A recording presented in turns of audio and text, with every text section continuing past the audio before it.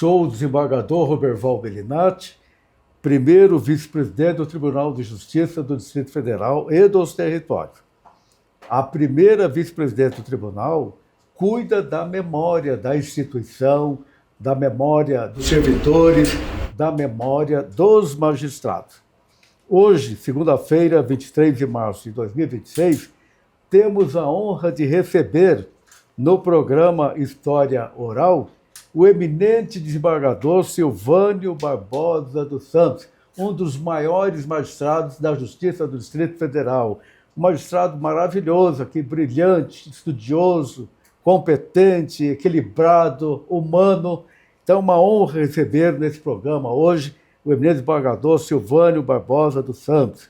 Essa entrevista do desembargador Silvânio vai ficar disponível no canal do tribunal, no YouTube. E a transcrição vai ficar aqui no memorial para toda a vida. Vamos falar um pouquinho do currículo do desembargador Silvânio. O desembargador Silvânio nasceu em 26 de outubro de 1957. Está com 68, hein? 68 anos. Está jovem ainda. Nasceu na cidade de Inhumas, Goiás. É filho de Silvino Barbosa dos Santos e Maria Abadia dos Santos. Desembargador Silvânio graduou-se em Direito em 1985 pela Universidade Federal de Goiás. Antes de ingressar na magistratura, antes de ser juiz, desembargador Silvânio atuou na Secretaria de Segurança Pública de Goiás entre 1978 e 1985, e na Procuradoria-Geral da Justiça de Goiás, de 1985 a 1989. Ele vai falar, ele vai explicar como é que ele trabalhou nesse período. O desembargador Silvânio ingressou na magistratura do TJDFT em 27 de julho de 1989. Nós somos da mesma turma de concurso, fizemos concurso juntos, tomamos posse no mesmo dia. Ou seja, há 37 anos, vamos completar 37 anos de tribunal. Ao longo de sua carreira, o desembargador Silvânio exerceu funções em diversas unidades judiciais, na 2ª Vara Civil do Gama, na Vara Criminal, Tribunal do Júri e Delitos de Trânsito de Planaltina e 1ª Vara de Órfãos e Sucessões de Brasília. Em 1992, foi promovido a juiz titular e em 23 de junho de 2008, tomou posse como desembargador pelo critério de merecimento. Desde então, vem desempenhando suas funções com dedicação e excelência, consolidando uma trajetória marcada pelo compromisso com a justiça. É uma parte do currículo do eminente desembargador. E nós vamos falar sobre a sua história para ficar registrada aqui no nosso memorial, no programa História Oral da nossa corte. Eminente desembargador Silvânio Barbosa dos Santos, da minha turma, é uma honra muito grande receber Vossa Excelência nesse programa. Seja bem-vindo. Desembargador Bellinati, eu que fico honrado. E fico aqui lembrando, há 38 anos atrás, nós entrávamos aqui neste prédio para iniciarmos aquele concurso. Foi. Em 88, né? Muito bem. Na verdade, a minha vida ela é muito simples, inclusive profissionalmente, porque eu tenho tudo registrado em carteira assinada. Veja bem, eu sou de uma família de 7 irmãos, eu sou o mais velho, Nasci na zona rural, com meus 3 irmãos abaixo de mim. Tanto é que eu iniciei a minha instrução, a minha alfabetização naquelas escolinhas rurais, naquela escola rural que tem no interior. Foi em 64 e 65, eu para 7, para 8 anos, quando meus pais resolveram se emigrar para Goiânia. Certo. Questões financeiras, ele tinha uma pequena chácara, mas que os rendimentos não eram tão suficientes, e a família crescendo, agregados, meus avós, meus pais então decidiram Goiânia, e fomos residir no setor Fama, que é a parte norte de Goiânia, ali onde foi a minha segunda infância e minha adolescência foi nesse setor. Por isso que é muito importante. Então vamos fazer o seguinte, eu vou acompanhar seu currículo. Eu estou citando que você nasceu em 26 de outubro de 57, em Inhumas. Inhumas é perto de Goiânia? É assim, naquela época era distante, mas hoje ela está interconectada, está ligada a Goiânia. Hoje Goiânia e Inhumas são aqui 30 quilômetros, são cheios de setores, de vilas. Então hoje tem até o ônibus urbano. Agora, o seu pai, ele morou nessa cidade, em Inhumas, até que ano? Até 64, 65, se não falha a memória. Seu pai trabalhava na zona rural, né? Na zona rural, tinha um pequeno sítio, aquele sítio, interior. Então, em virtude desse nasceu lá e depois você estudou lá em Inhumas ou não? Isso, na zona rural de Inhumas. Você estudou na zona rural? Aquelas escolinhas do interior. Certo. Quando eles meus pais decidiram ir para Goiânia, por causa do estudo também, que a família estava aumentando, fomos para o setor Fama, ao lado de uma grande avenida que ficou famosa há poucos anos em Goiânia, a Avenida Bernardo Saião. É uma loja, roupas, bijuterias. E nós fomos residir ali. E ali, aos 8 para 9 anos, eu tive meu primeiro emprego em Graxate. 8 para 9 anos? 8 para 9 anos. Mas eu vou contar essa história. Nós vamos contar essa história. Agora, o seu pai, então, saiu de Inhumas, foi para Goiânia. E em Goiânia, ele foi trabalhar em Goiânia? Em Goiânia, foi trabalhar de feirante. Feirante. Ele foi... Feirante é a feira, era na feira livre. Ele foi vender mercadorias, arroz, feijão, que é da área dele, etc. E após ele deixar essa atividade, ele foi ser motorista de ônibus. Foi motorista de ônibus? Numa empresa que na época chamava Aviação Santa Luzia, que era na Bernardo Saião, em Goiânia, ali no setor Fama. Certo. Ali ele trabalhou até se aposentar. Então, veja bem, ele foi trabalhar nessa empresa de ônibus, na Avenida Bernardo Saião. Seu pai era motorista de ônibus, de Goiânia. Então, como fui trabalhar de engraxate ali, em frente a essa empresa Aviação Santa Luzia na época. Então eu trabalhei dos 9 até os 11 anos, teve as outras atividades, fui vendedor. Você trabalhava de engraxate? De engraxate. Foi o primeiro emprego, ofício. Foi engraxate. O papai é motorista de ônibus. De ônibus, eu engraxate. Você falou que são 8 irmãos? Somos 7 irmãos. 7 irmãos. Eu sou o mais velho. Você é o mais velho? Sou o mais velho. Então você trabalhava, desde sempre, para ajudar a família, né? A mamãe cuidava da casa. Da casa, questão de filhos, né? Inclusive. Família grande. Exatamente. Daí você trabalhava de engraxate, começou com 8 anos? Com 8 para 9 anos, que na época não tinha. Na verdade, precisava, era uma felicidade. Necessidade. Meus irmãos também começaram a trabalhar nessa faixa quando eu ia chegando. Tanto é que ali eu trabalhei mais ou menos até os 10 para os 11 anos. Aí eu fui trabalhar, fazer aquelas cartelas. De 8 a 11 anos, 10 a 11 anos, era engraxate. Aí peguei alguns meses fazendo aquelas cartelas, cartolina, pimenta do reino, pimenta em pó, nos saquinhos que grampeavam. Aí fui trabalhar com aquilo. Você vendia na rua ou na feira? Geralmente entregava naquelas bodegas, aqueles armazéns de esquina, na vila. Vendendo. Seu pai foi motorista de ônibus. E você foi cobrador de ônibus. Isso, a partir... Quantos anos você entrou na empresa? Os 12 anos. Os 12 anos e alguns meses. Carteira assinada. Carteira assinada, está aqui no meu bolso. E você ficou quantos anos trabalhando como cobrador de ônibus?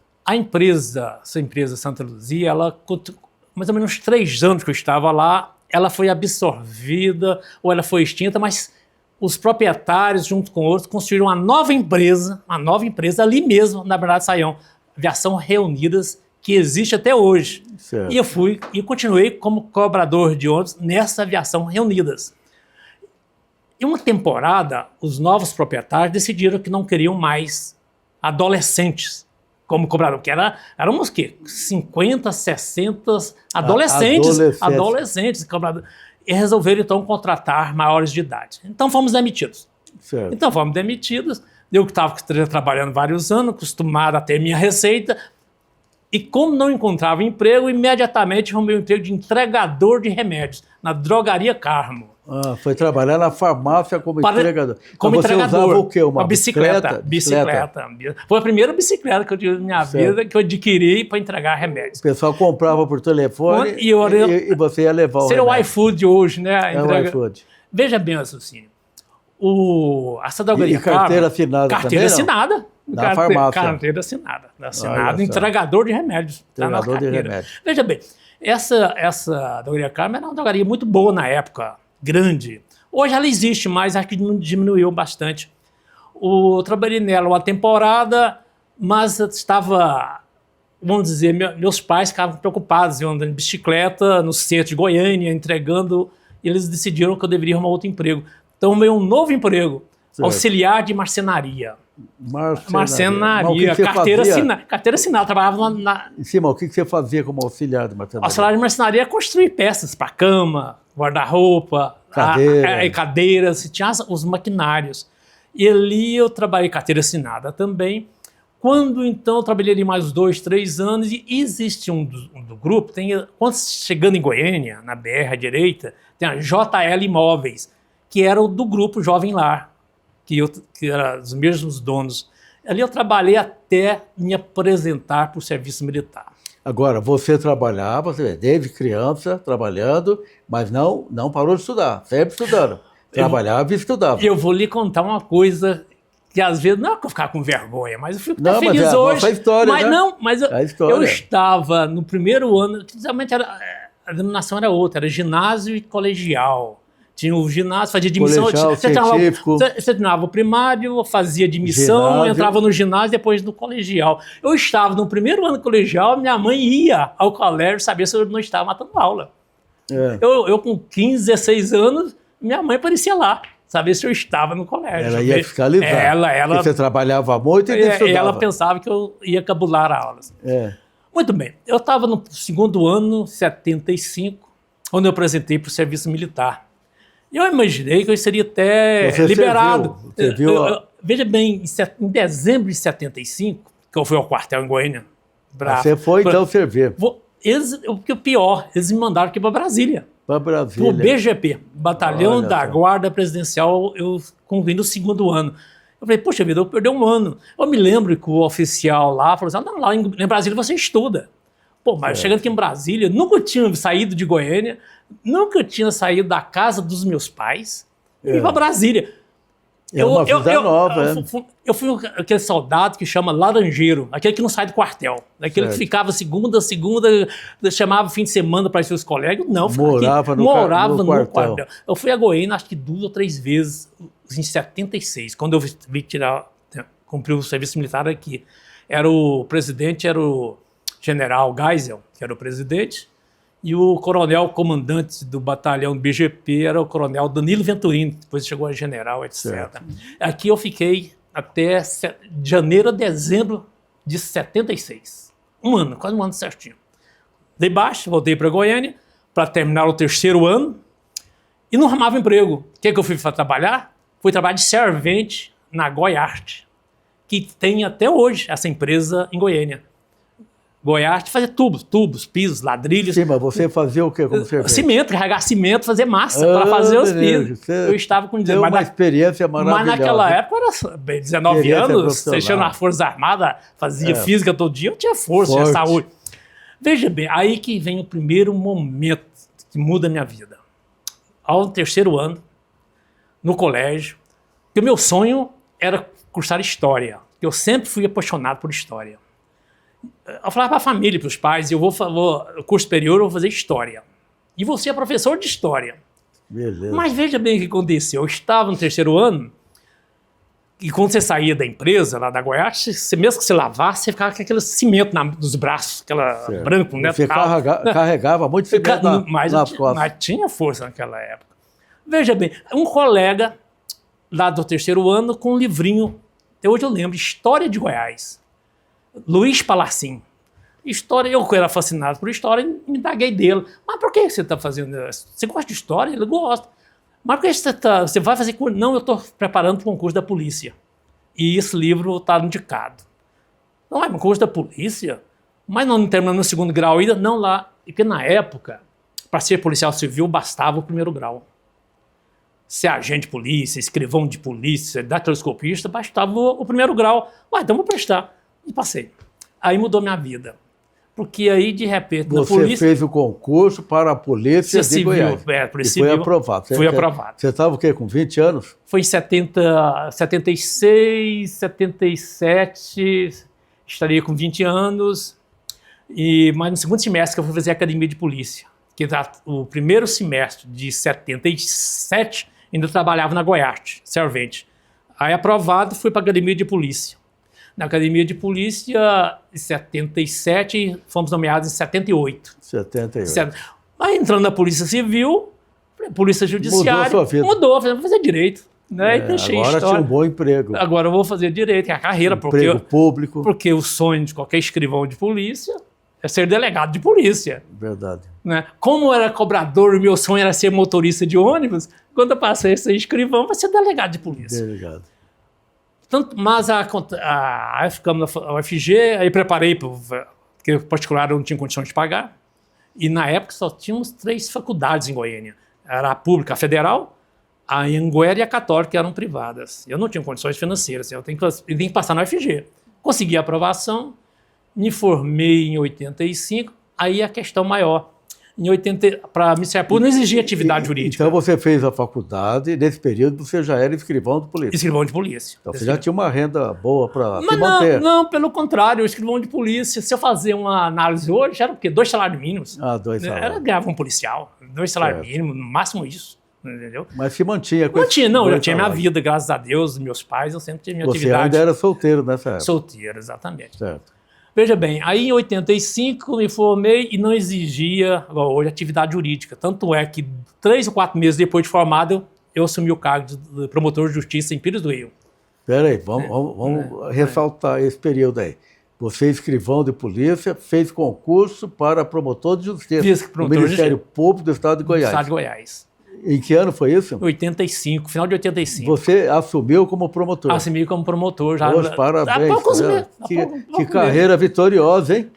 Aí belíssima carreira. E como promotor veio um segundo momento que muda a minha vida.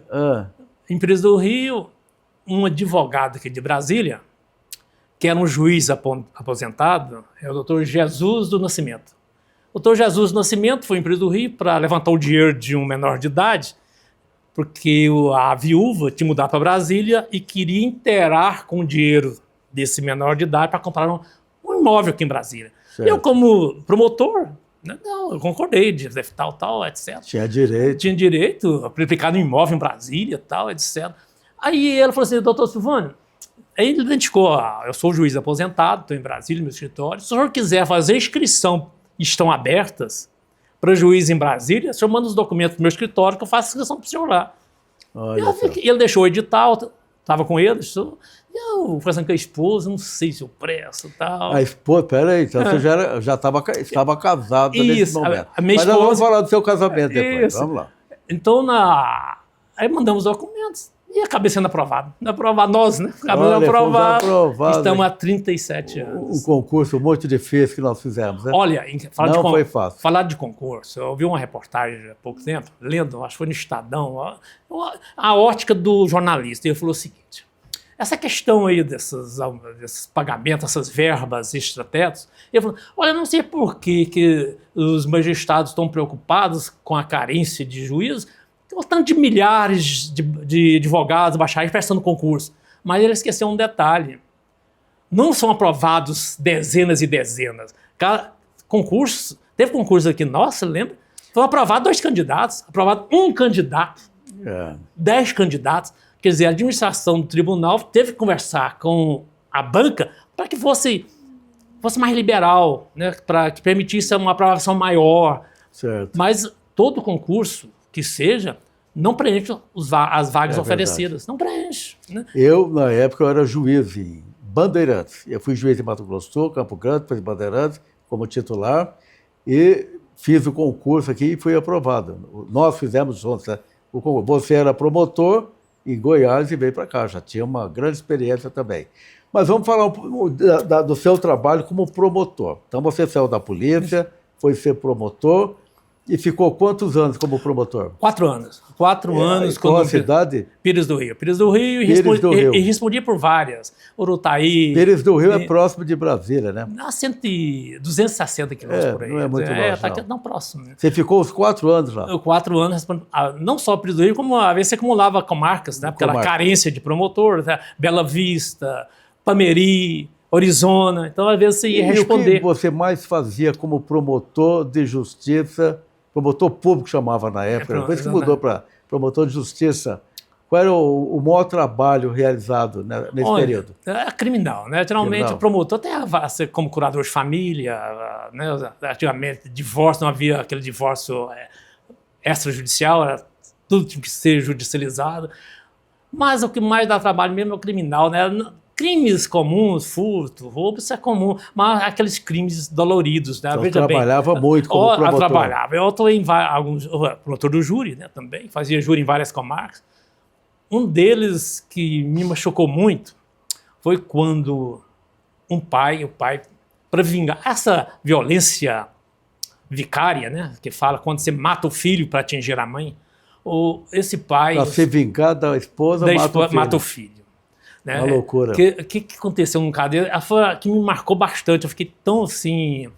O pai matou o filho para se vingar da mulher. Veja bem como é que ele matou o filho. Ele era um sargento da PM, que saiu do quartel, foi na cidadezinha próxima, onde a mãe dele morava, onde estava o filho, e o filho estava com a avó. Ele chamou o filho na casa, veja bem, na casa da mãe dele, chamou o filho, menino de 6 para 7 anos, deitou no colo, pegou a faca, começou o pescoço, e o filho, pai, tá doendo. Não, filho, vai doer não. Isso quem contou é a avó, a mãe dele. Nossa Senhora. Para vingar. Que tragédia. Teve agora há pouco tempo em Tumbiara, né? Mais ou menos essa violência odiosa. Né? Então você trabalhou nesse julgamento. Trabalhei nesses casos, vários. Muito triste. Então são crimes violentos no interior. Marcou essa história. Marcou.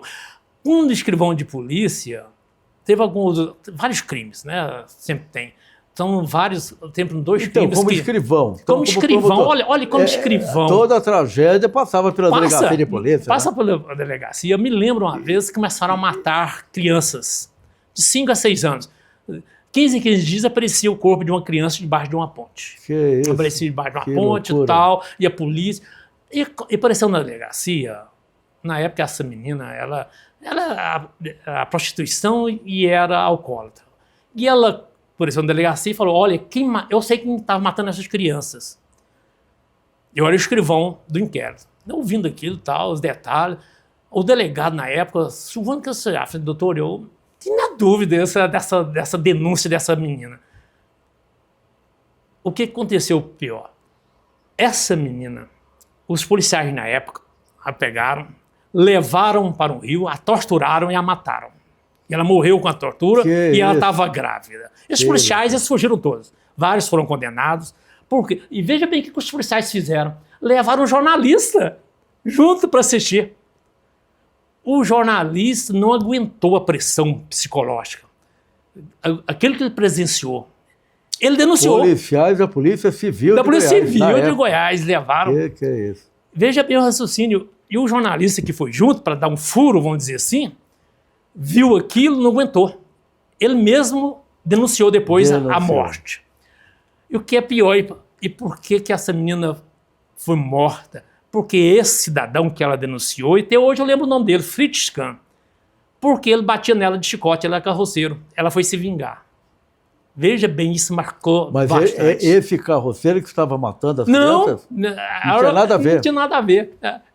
A menina fez isso para vingar dele, porque ele batia nela de chicote. Ele era, não tinha companheiros, mas era o caso que eles tinham, e ele era um carroceiro violento. E ele, para vingar, afirmou que era ele quem matava essas crianças, que nunca se descobriu a autoria. Isso há 50 anos atrás. E depois a polícia matou essa mulher por quê? Foi para ela realmente contar quem era que estava matando. Ela foi torturada. Torturada e foi morta. Na beira de um rio. Denunciar o autor dos assassinatos. E isso machuca a gente na profissão, né, que vai chegando... Não é fácil. Não é fácil. Nós somos sensíveis. Nós trabalhamos com a tragédia da sociedade e sofremos com isso. Não é verdade? Você como escrivão de polícia, como promotor de justiça, depois como juiz, agora desembargador. Certo. Bem, você fez o concurso para juiz, nós fizemos juntos. Você foi trabalhar onde aqui, Silvano? Como substituto, você sabe, a primeira vara. A primeira vara foi, acho que foi em Itaguatinga. Fui auxiliar o Sérgio Bittencourt, não, a desembargadora Edevalda, que era juiz, Edevalda. Aí depois fui para Braslândia. Geral, onde que você trabalhou como substituto? Braslândia, fiquei vários meses, Mariose, jogador Mariose. Depois Sobradinho. Planaltina? Planaltina também substituindo, Planaltina, Taguatinga, todas elas, né? No Gama também. No Gama, alguns meses. A Aloísa Pimentel, no Gama. Mas todas, né? Brasília aqui, o Hilário Vasconcelos, na Eu Fazenda também Pública. trabalhei em várias circunscrições judiciárias. Foram várias. E qual foi, assim, se eu pedisse para você falar, o que mais impressionou nesse período como juiz substituto? Porque nós ficamos praticamente 3 anos, né? 3 anos. Juiz substituto. É verdade. Qual o fato que mais marcou esse período? Olha, eu volto a repetir, criminal. O criminal substituto em Taguatinga na vara criminal, veja bem outro evento doloroso. Uma mulher estava devendo para uns traficantes. Esses traficantes, se não falam, eram 2 ou 3, entraram no quarto dela, ela morava num quarto com 3 filhos. Os filhos, 9, 8, 6 anos. Eles mataram essa mulher na cama com eles. Depois de morta, eles pegaram essas 3 crianças e levaram para o cerrado e obrigou o mais velho a matar os 2 menores. Que merda, que loucura. A pedradas. Eles deitados com a promessa que o maior seria salvo. Mas eles mataram o de 9 anos também. Por que quis vir a casa? Porque um dos executores, na audiência, falou: por que o senhor está falando isso? Porque eu, como bandido, eu tenho honra. Eu vou falar o que aconteceu. Veja bem, no título de honra, contar como que eles fizeram. O irmão mais velho mataram os 2 mais novos, a pedradas. Isso marcou bastante. Um outro foi em Sobradinho, substituto. 4 maiores de idade também, tinha uma namoradinha. Não, mas só para esse fato aí, mataram a mulher, qual foi o motivo principal? Dívida, tráfico. A mulher estava devendo. Tráfico de drogas. De tráfico de drogas. Aí mataram a mulher e mataram os filhos da mulher. E mataram os filhos também. Nossa Senhora. Por a dívida de tráfico é uma coisa dolorosa. Misericórdia, Misericórdia. Matou a família, a esposa, matou a mulher e os 3 filhos. E fez o mais velho que matar, né? O filho mais velho que matou os 2 mais novos. E depois eles mataram o menino de 9 anos. E o outro fato que você estava narrando? O outro foi em Sobradinho. Sobradinho também é aquelas coisas doloridas, né? A menina, 15, 16 anos, namoravam dos rapazes. E esse rapaz desconfiou que ela estava tendo um caso com um menino de um outro grupo. Eles levaram para um local aqui em Sobradinho, um local passear, tomar banho, etc. E lá as retalharam viva e depois eles se cortejaram de vingança. É outro caso que machuca a gente. Né, isso choca realmente. Fica chocado com a violência, né? Não precisava disso. Né?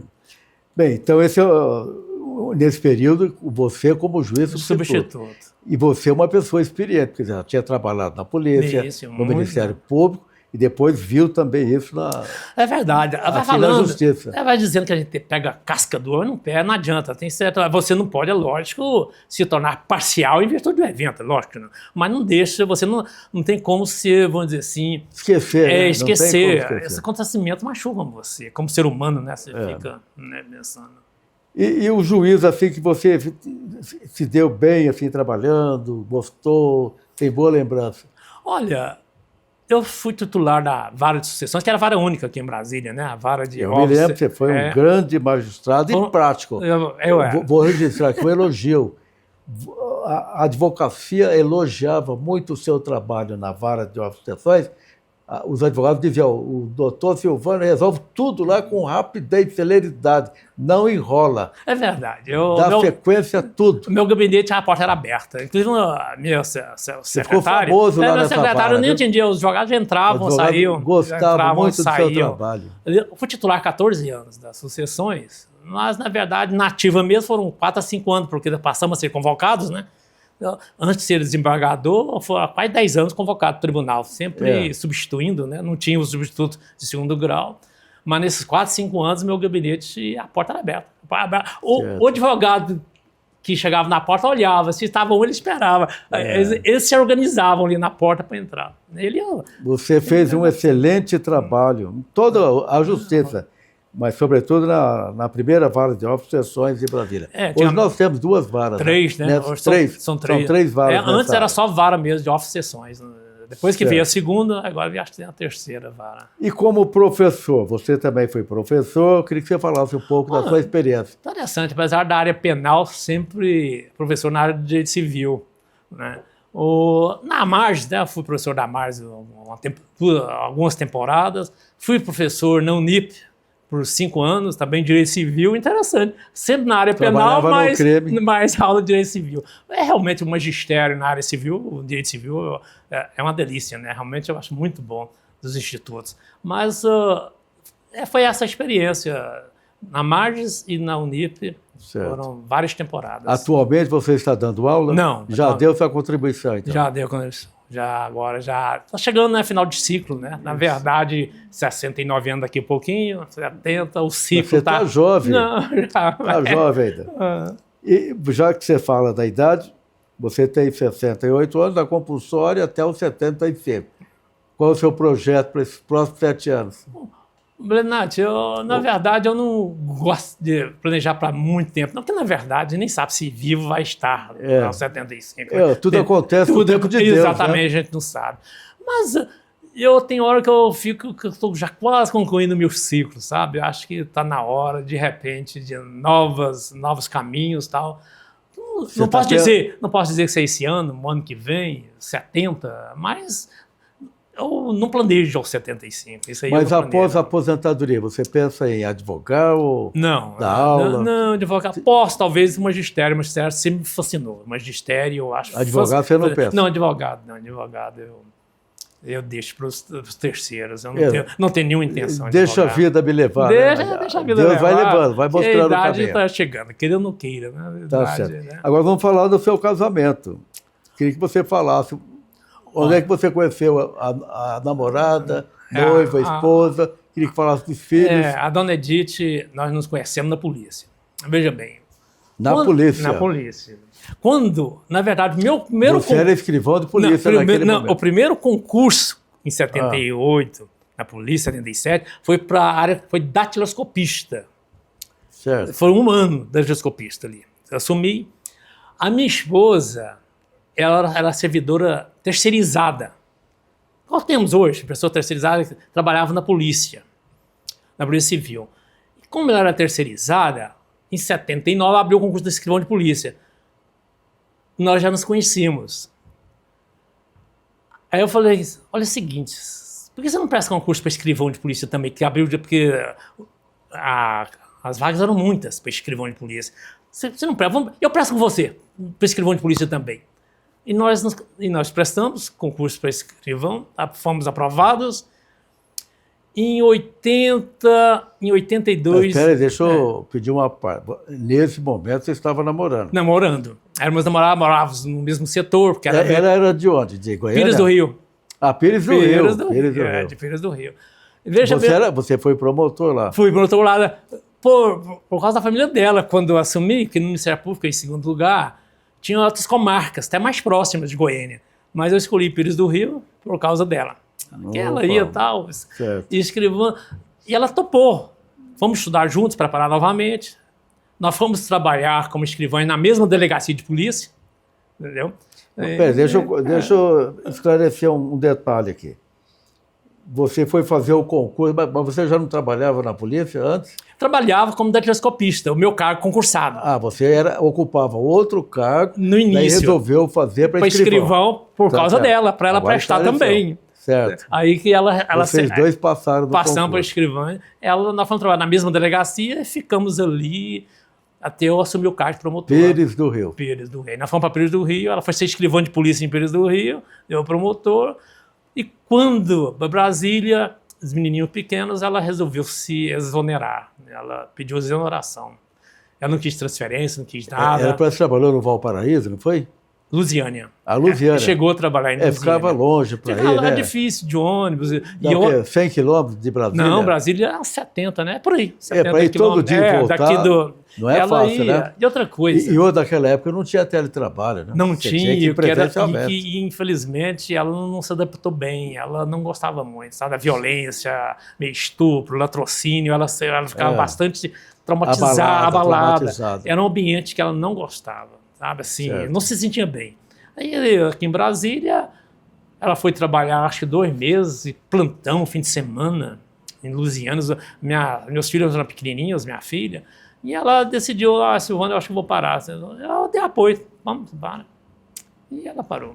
Então ela pediu exoneração. Exoneração. Ela foi 14 anos escrivã de E polícia. ela só no lar, cuidando da família, trabalhando também em casa? Ela resolveu fazer Ou ela direito. está exercendo Não, alguma... ela resolveu fazer direito também, alguma coisa, mas hoje ela também chegou a Está cuidando da família. Tá cuidando da família. Bom, você falou que teve 2 filhos, eu queria que você falasse dos 2 filhos. O nome dos filhos. Isso, meu filho nasceu, Douglas, nasceu em Goiânia. Hoje trabalha no Banco do Brasil já há quase 25 anos. Tem um cara na área de informática, né, tecnologia. Ele é funcionário do Banco do Brasil. Na área de tecnologia, ele cuida dessa área. Ele não quis fazer direito? Fez direito, formou aos 20 anos.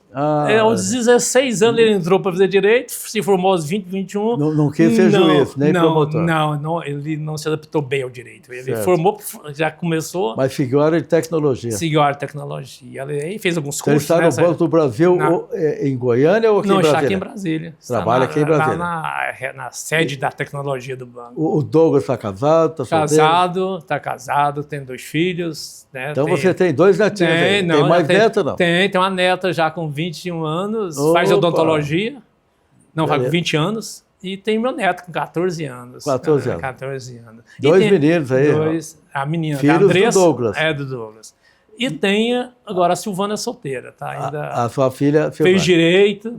Ela está advogando? Ela está assim, pega uma causinha ou outra, mas ela não está assim, muito bem ambientada com direito. Mas ela tem o escritório dela, faz as coisas. Ela tem escritório de advocacia. Tem escritório dela.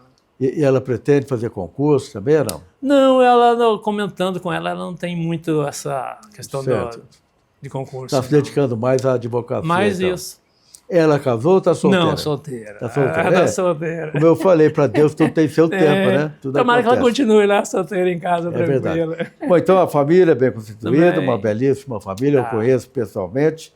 E aqui no tribunal, você foi trabalhar na 2ª Turma Criminal. Nós trabalhamos juntos. Queria que você falasse desse período aí. Olha, foi... Porque você continua lá na 2ª Turma. Continua. Há quanto tempo você já está lá na 2ª Turma Criminal? Foi 2008, né? Você tomou posse em 2008. Eu tomei banco desembargador. 18 anos. 18 anos na 2ª Turma Criminal já. 2ª Turma.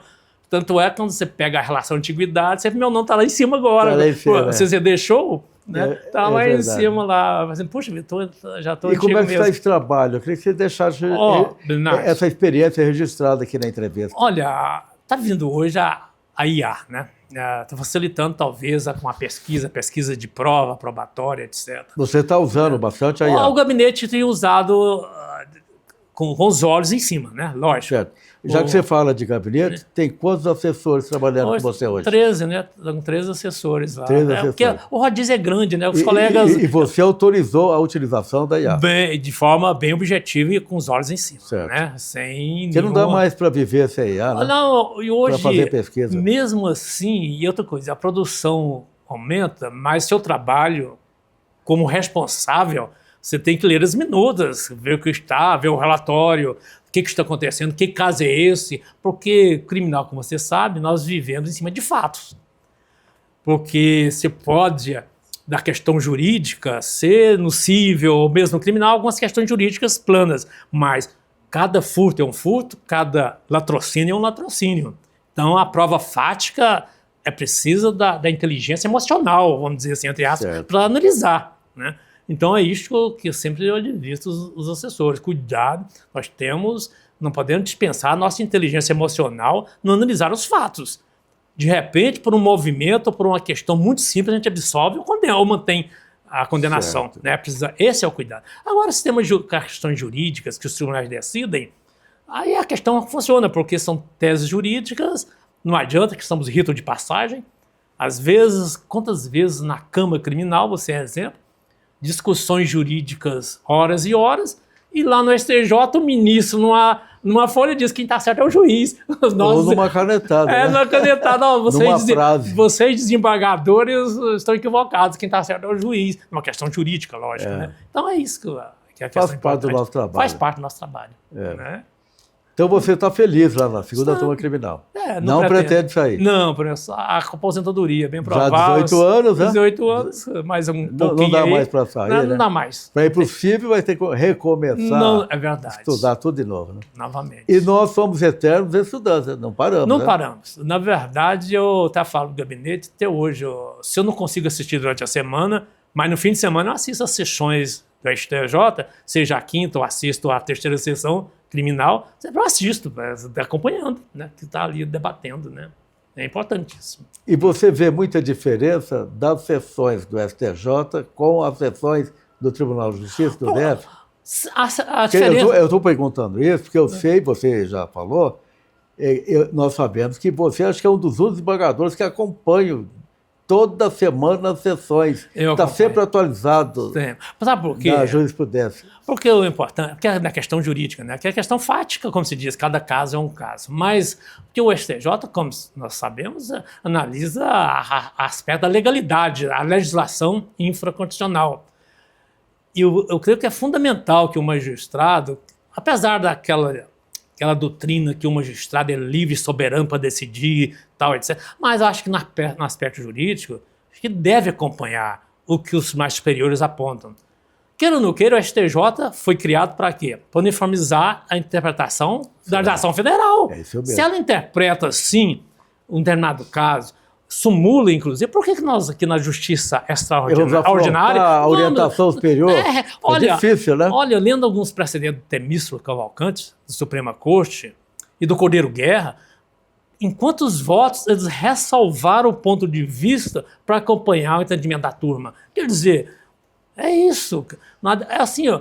Posso não concordar, mas temos que seguir a orientação superior, não é isso? E nada impede ressalvar o ponto de vista, a questão jurídica e é uma pacificação. Estou de acordo com esse entendimento. O ministro Schietti, há pouco tempo, falou essa desobediência renitente que não leva a nada.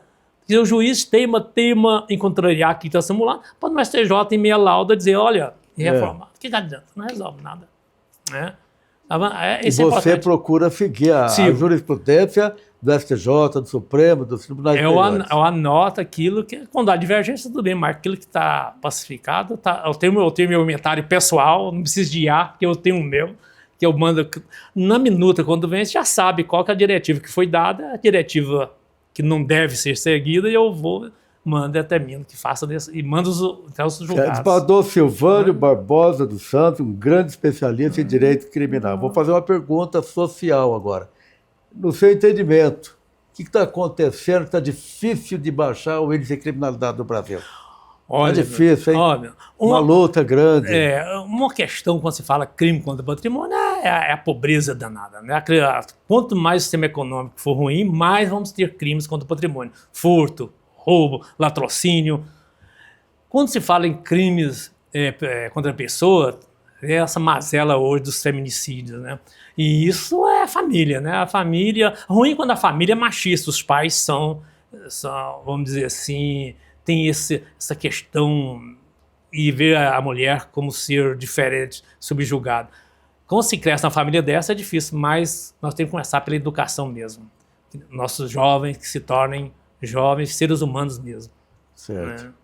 Isso que é importante. Se um jovem pedir seu conselho, desembargador Silvânio, o que eu devo fazer para ser juiz? Qual conselho que você daria para ele? Estudar. É os códigos. Tem que ler os códigos. Tem jovem que pergunta o que eu faço para chegar lá. O que eu falo às vezes, meus alunos falam, leia os códigos. Porque o examinador, que eu fui examinador, também aqui para juiz. Num concurso aí, alguns anos atrás, eu examinei direito civil e eleitoral.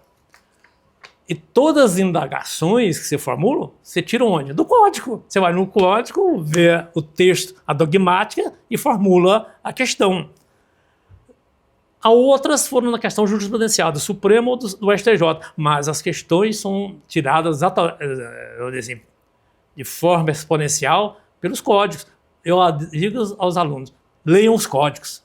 Tem que ler, né? E estudar os códigos. Agora, você sempre foi um grande estudioso, a sua história de vida aí, começou a trabalhar aos 8 anos, estudou em escola pública, depois foi para a Universidade Federal e passou em vários concursos, Quer dizer, isso prova que você sempre foi muito estudioso. Como é que você fazia para estudar? Qual era o seu método de estudo? Olha... Por exemplo, eu vou dar o meu exemplo. Às vezes a pessoa pede para esclarecer a pergunta, eu estudava fazendo resumo da matéria. Eu fiquei viciado, só fazia resumo. Se eu não fizesse resumo, eu tinha dificuldade de aprender. Qual era o seu método? Olha, é nesse sentido mesmo, marcação de textos. Porque, na verdade, como eu sempre trabalhei, eu estudava muito fim de semana. Eu não fui assim, de amigos de futebol. Até eu nunca joguei futebol. Não tive amigos de futebol. Porque, na verdade, meu tempo livre era em casa nos livros. Porque, como eu falei, eu tenho uma grande cuidadora, foi minha mãe. E ela nos obrigava, não só como meus irmãos, a estudarem. Tanto é que meus irmãos, graças a Deus... Sua mãe orientava em cima de olho. Ficava em cima. E apesar de ter apenas o primário. Mas ela sabia que a saída nossa era pelo estudo. O futuro era a educação. Estudo. E como foi, graças a Deus... A educação era o desenvolvimento. Era o desenvolvimento. Então, na verdade, meu estudo sempre foi... Uma coisa que eu era viciado, que me obrigava a ler demais, que eu fui sempre apaixonado por bolsa-livros. Na época tinha a Stefania, que é Cowboys, tal, da CIA, FBI, FBI, né? Então teve uma época que eu tinha mais de 500 bolsa-livros em casa. Nossa. Que eu colecionava, eu era cobrador, tinha minha renda, eu comprava tal. Então eu lia aquilo diretamente. Então me obrigava sempre a ler. Então, para ler, e eu era apaixonado por história, eu tinha coleções e coleções de história. Porque eu lia ali sábado, domingo, feriado, eu estava sempre daqueles livros. Tanto é que meu pai saía para pescar, eu nem ia, porque eu ficava em casa estudando. Você ficava estudando. Estudando. Tá aí o segredo, né? Tem que estudar muito. Tem. E hoje, com essa disputa aí, cada vez mais temos que... Tem que estudar muito. Tem que estudar.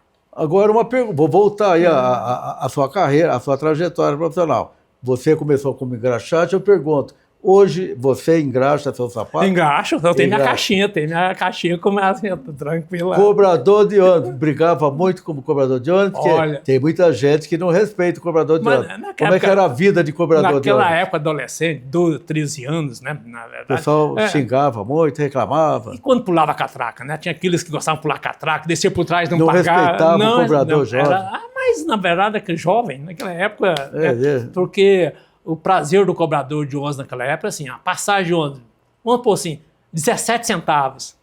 Nunca você ia ter 3 centavos. Não tinha o troco. Não tinha troco. Aí brigava na catraca. No final do dia, você tinha aquilo para você, né? Na verdade, o prazer do cobrador de ônibus era quando... Hoje não, hoje tudo é cartão, né? Não tem...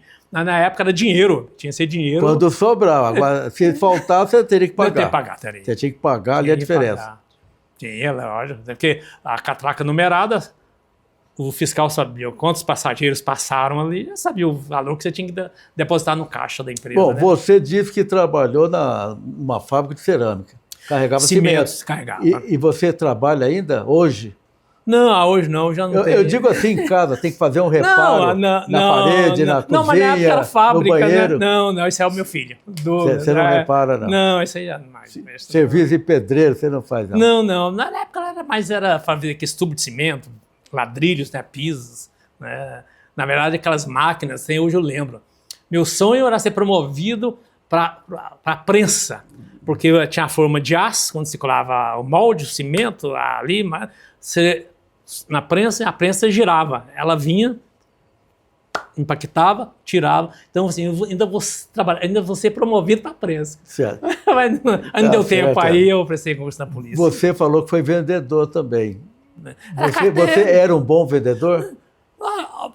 Na verdade, era tão simples. Eu sou um péssimo vendedor, mas na época era uma mercadoria tão simples, era cartela, pimenta, canela, salamago, bicarbonato. Você já chegava na vendinha, já tinha 10 anos para 11 anos, 11, já estava indo para cobrador. Então, você chegava na vendinha, já tinha o mostruário ali, chegava, já falava, tinha 10 cartelas, 5 cartelas, né?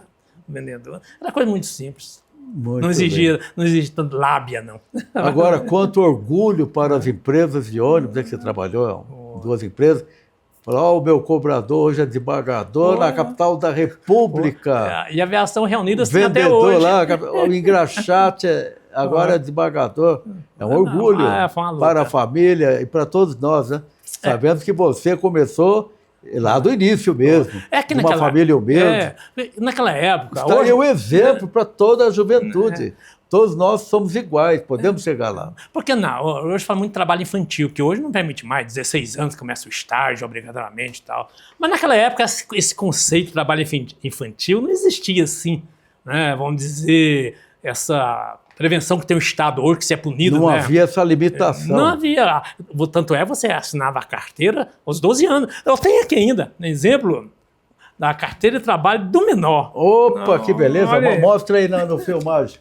Olha a filmagem aí, mostrando a carteira. Carteira de trabalho do menor. Mas são 3 carteiras? 3, tudo documentado. Isso aqui depois que deixou ser menor de idade, que eu passei a ter 18 anos. A partir de quantos 18 anos, veio que vieram essas, né?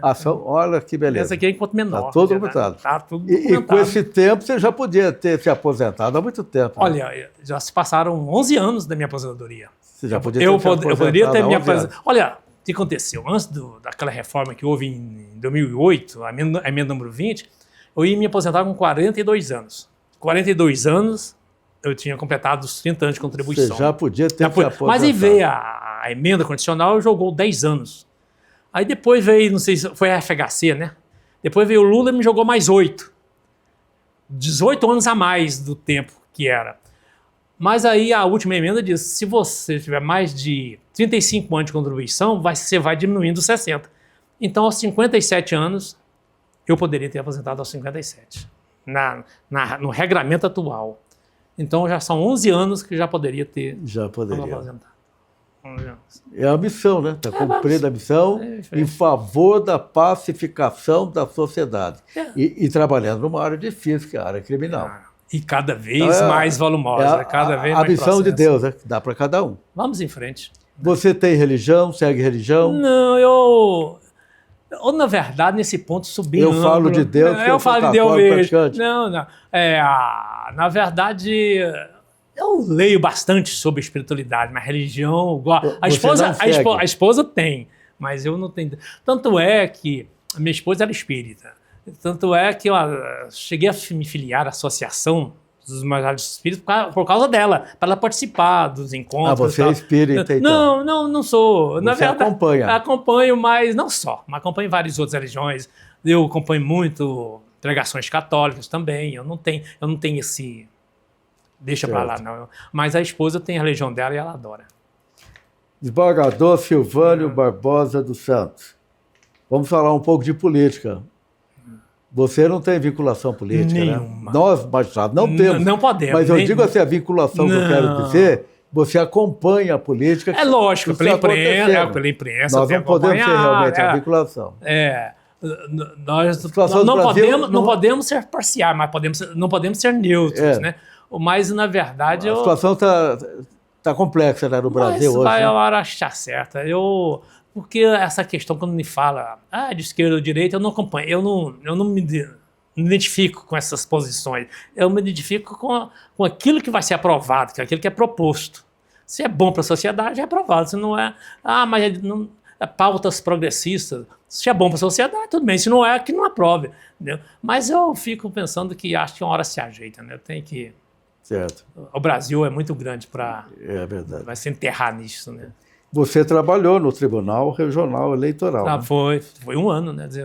Como é que foi sua experiência como juiz eleitoral do Tribunal Regional Eleitoral do Distrito Federal? Eu fui juiz eleitoral Planaltina por muito tempo, né? Na 6ª zona eleitoral, se não me falha a memória. Era aquilo, eleições é aquele, né? Aquele papel ainda, aquele movimento, a apuração, 3, 4 dias apurando ali e tal. Você trabalhou na época da cédula. Exatamente.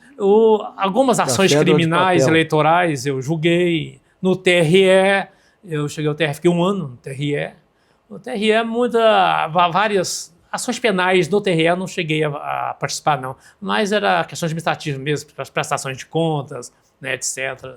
Quando na época eu cheguei no TRE, não era a época de eleição, eu estava fora, né?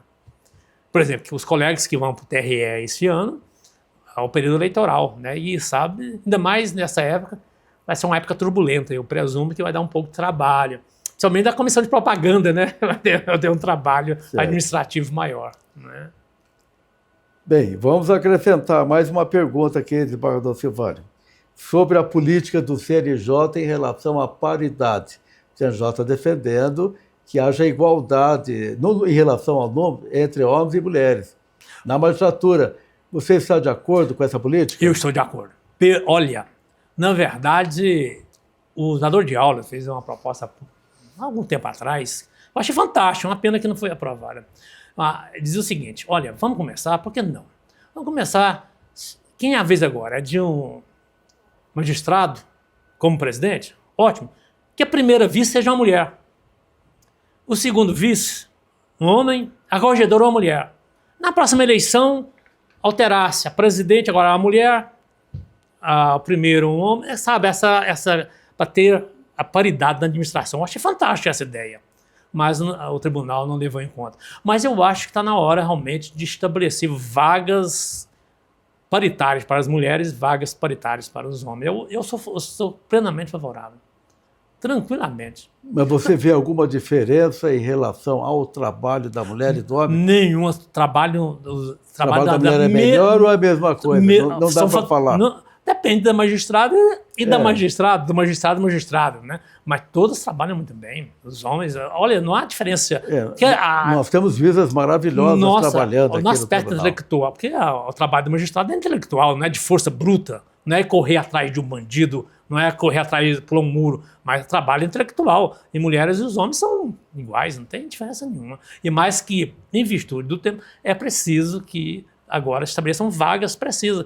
Porque nós homens, eu me lembro de faculdade de Direito, a classe de 50 alunos, 60, quase 80% eram homens, mulheres eram poucas. Acho que para questões financeiras, trabalho no lar, né? Mas que precisa. Eu sou favorável. A favor da paridade. Sou a favor da paridade. Agora, em relação a ocupar cargo na administração, pela antiguidade, aqui no tribunal, o que você poderia falar? Essa é a proposta. A antiguidade é bom. Eu digo para você.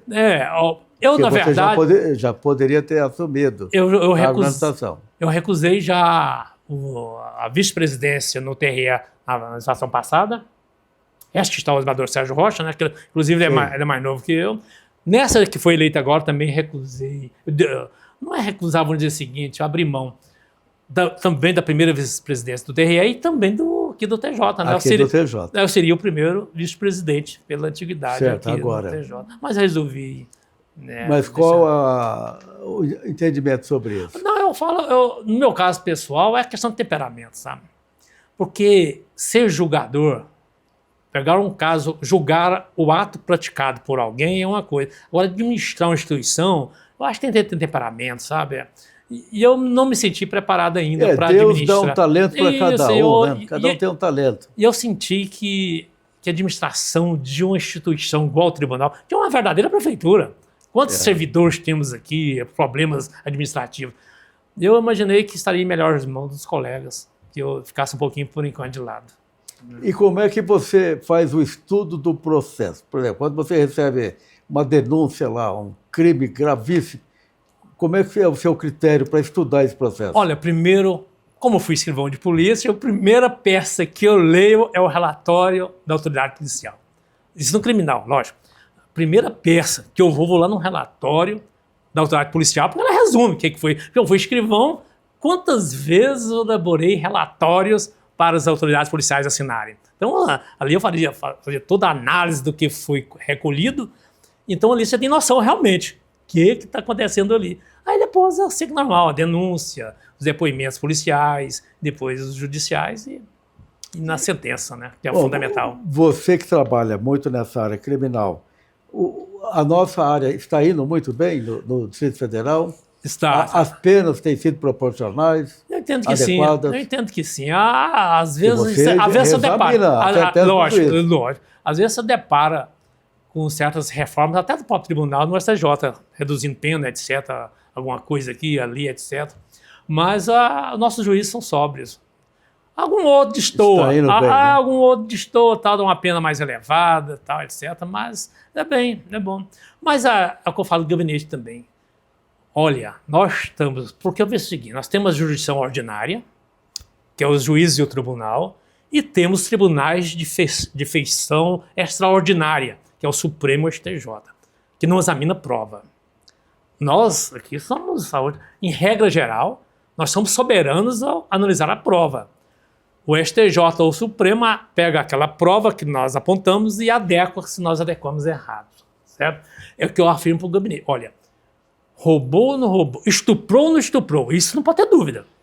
Em relação à pena, nós temos que ter um bom senso, mas nós temos a tranquilidade que a pena geralmente é revista pelo STJ, porque o STJ conhece da matéria pena, seja em habeas corpus, seja pela Defensoria Pública, quando é o advogado particular, ou pelo Ministério Público também, quando ele está insatisfeito com a pena que foi diminuída. Então, em pena, em relação à pena aplicada, há uma tranquilidade para a justiça togada, porque a instância superior sempre revê. Agora, prova, essa nós temos que tomar cuidado. E você é a favor de que tipo de pena? Proporcional, alta, baixa? Olha, eu sigo... Eu conversei com um colega aqui, e ele manifestou publicamente que ele é a favor de uma pena média para cima. Não, eu prefiro... o crime. Qual a sua tendência? Eu prefiro o entendimento que eu sempre aprendi da Suprema Corte, ainda quando ela analisava matéria infralegal. A pena tem partido mínimo. Partido mínimo. Do mínimo. Vai se aumentando conforme as circunstâncias judiciais ali do artigo específico. Mas eu sempre, no meu gabinete, eu determino que vá a partir do mínimo. Se todas as circunstâncias judiciais são boas, é pena mínima. Conforme a circunstância judicial, vai evoluindo na pena. Aí sim. Então você não concorda com aquela tese de que tem que aumentar a pena do Código Penal para reduzir a criminalidade? Não. Pena alta não reduz a criminalidade. Não reduz. Veja bem, igual medida protetiva, fala, ela não tinha medida protetiva. Não adianta. Quando o cidadão quer matar a mulher, ele mata com qualquer pena protetiva que seja aplicada, qualquer medida protetiva. Ele vai matar. Uma advertência ou uma ordem judicial. Aí precisamos de elementos. A tornozeleira, ela tem um instrumento para avisar que está próximo, tem uma equipe policial já para acompanhar esses avisos. Aí sim. Mas, olha, não aplicou medida protetiva e eles cumpriram. Mas descumpre. Quando a pessoa quer agredir a companheira, ele vai e agride. Então, pena grave. Pena alta. Não resolve. Não resolve. Não resolve. É sim. Que tenham penitenciárias, escolas, cursos, e receber ele de volta na sociedade para dar apoio. Do contrário, não vai resolver, não. Ele vai para o crime de novo. Ele vai, porque os grandes processos, a reiteração é enorme. Não fica preso? Não fica preso porque ele é primário, mas lógico, se não tiver 2, 3, 4 roubos, aquilo vai preso. Mas é a primeira vez, o primeiro furto, não sabe que não vai ficar. É um direito que ele tem. Lógico. Mas pena grave, eu sou contra. Tá certo. Embargador Silvânio Barbosa dos Santos, 37 anos de magistratura, 68 anos de idade, uma carreira brilhante aqui no Tribunal de Justiça. Para encerrarmos nossa entrevista, eu passo a palavra para as suas considerações finais, para a sua mensagem final. Bom, Belinati, eu que agradeço. Na verdade, como você falou, quando a gente é adolescente e tal, nem imagina o que vai ser o futuro, quando a velhice chegar, etc. Mas estou satisfeito, eu não arrependo da profissão. Você está feliz com a magistratura? Não arrependo da profissão que eu escolhi. Tem casos doloridos? Tem casos felizes? Temos. E vamos em frente. O importante é isso, é ter bom senso. Nós não podemos perder o bom senso. Né? Parabéns, embargador Silvânio Barbosa dos Santos. Foi uma honra muito grande fazer essa entrevista com Vossa Excelência. E Vossa Excelência é um orgulho para o Tribunal de Justiça, um dos maiores embargadores que nós temos nessa corte. Eu que agradeço. Felicidades para você, para a sua família, para os seus filhos. Sucesso, vida longa, que Deus seja louvado pela sua vida e missão tão dignamente cumprida em favor da justiça do Brasil. Eu que agradeço. Uma salva de palmas para os embargadores.